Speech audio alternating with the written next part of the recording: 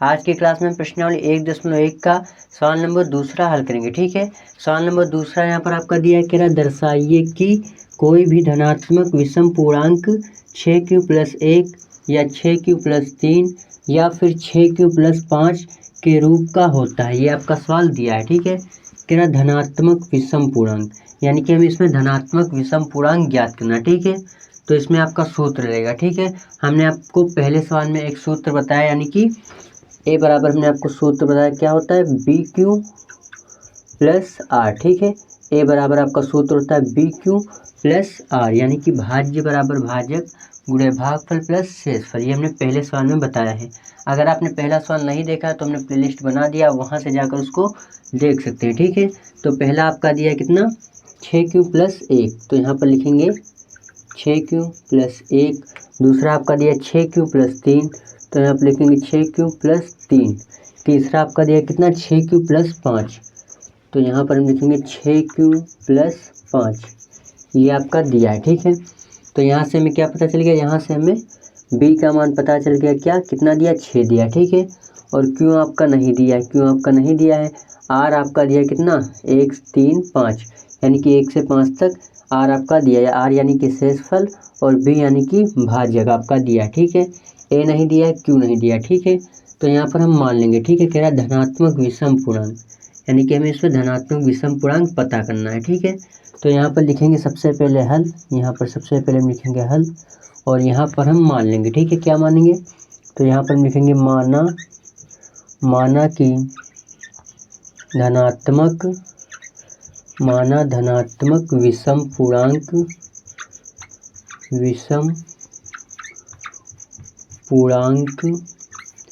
बराबर a। ठीक है, माना धनात्मक विषम पूर्णांक बराबर a, और यहाँ से आपका भाजक दिया। ठीक है, भाजक आपका दिया 6, तो यहाँ पर लिखेंगे भाजक, यानी कि b आपका दिया। ठीक है, b यानी कि भाजक आपका दिया कितना, 6। ठीक है, भाजक आपका दिया 6, और r यानी कि शेषफल, r यानी कि शेषफल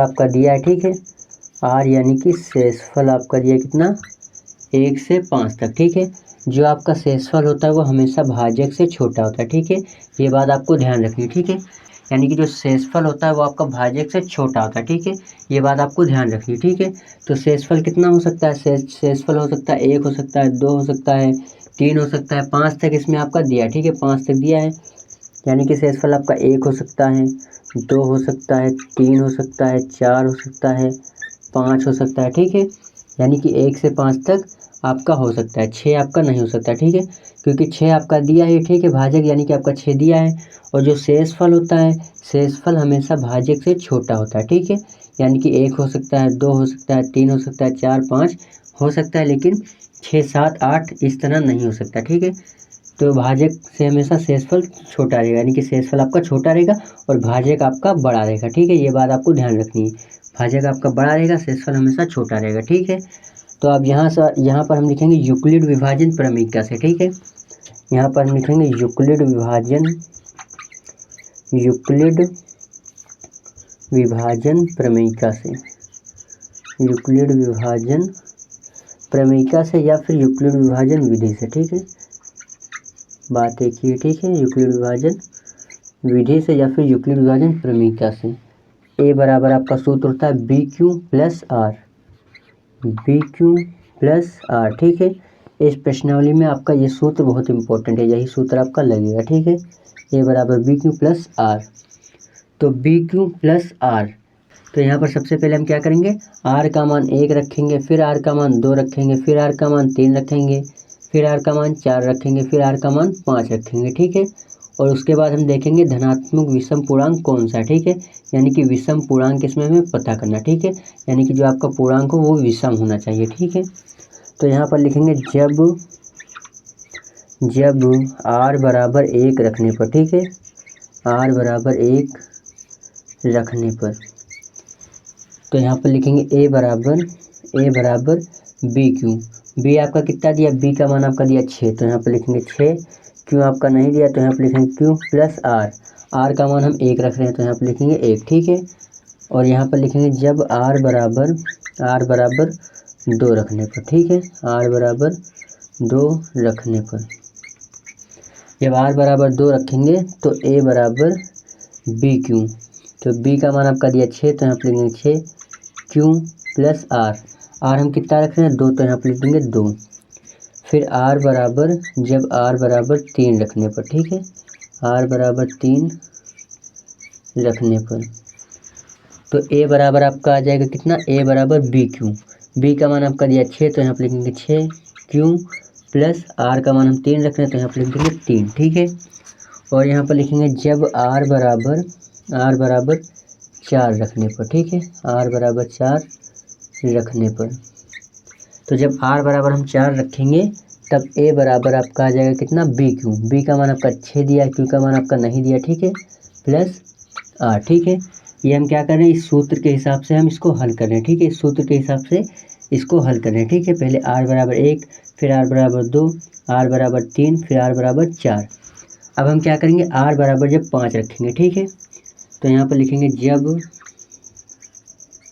r बराबर 5 रखने पर, 5 रखने पर, जब r बराबर हम 5 रखेंगे तब a बराबर बी क्यू, बी यानी आपका दिया 6 तो यहाँ पर लेंगे 6, क्यों आपका नहीं दिया, प्लस r हम क्या रखेंगे 5 रखेंगे तो यहाँ पर लेंगे 5, ठीक है। इतना आपका आ जाएगा, यानी कि आपको 5 तक रखना है, ठीक है। उसके बाद हमसे पूछ रहा था धनात्मक विषम पूर्णांक ज्ञात कीजिए, तो यहाँ पर आपको देखना है कि जो विषम पूर्णांक धनात्मक बनेगा वो आपको देखना है, सम नहीं देखना है, आपको विषम देखना है, ठीक है।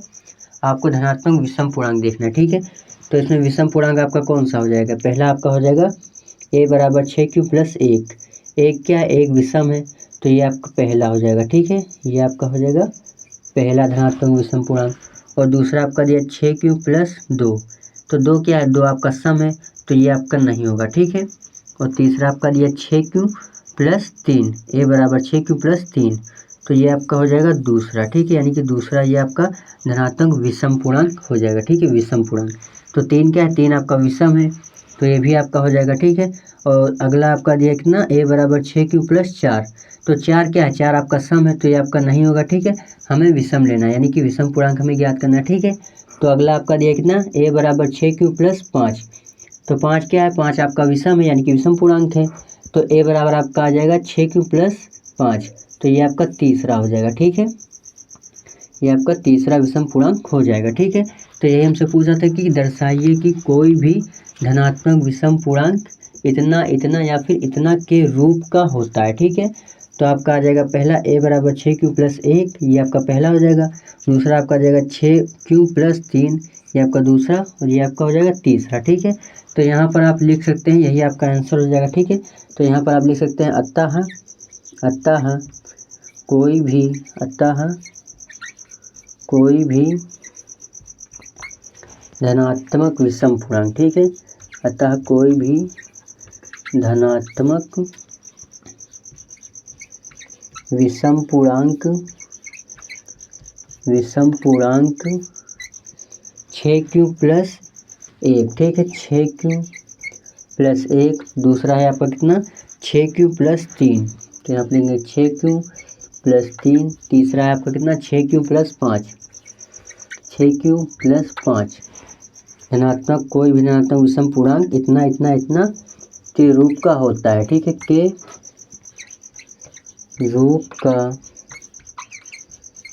होता है, ठीक है, के रूप का होता है, ठीक है। तो यही आपका आंसर हो जाएगा, इसी को आपको आंसर कर देना, ठीक है। ये सवाल आपका फाइनली हल हो जाएगा, ठीक है। तो दोस्तों उम्मीद करता हूँ ये सवाल आपको अच्छे से समझ में आ गया होगा, ठीक है। हमें धनात्मक विषम पूर्णांक ज्ञात करना था, ठीक है। 3 आपका दिया था, ये आपका पहला, ये आपका दूसरा और ये आपका तीसरा, ठीक है। तो हमने तीनों ज्ञात कर लिया, पहला आपका 6q प्लस 1, दूसरा आपका 6q प्लस 3, तीसरा आपका 6q प्लस 5।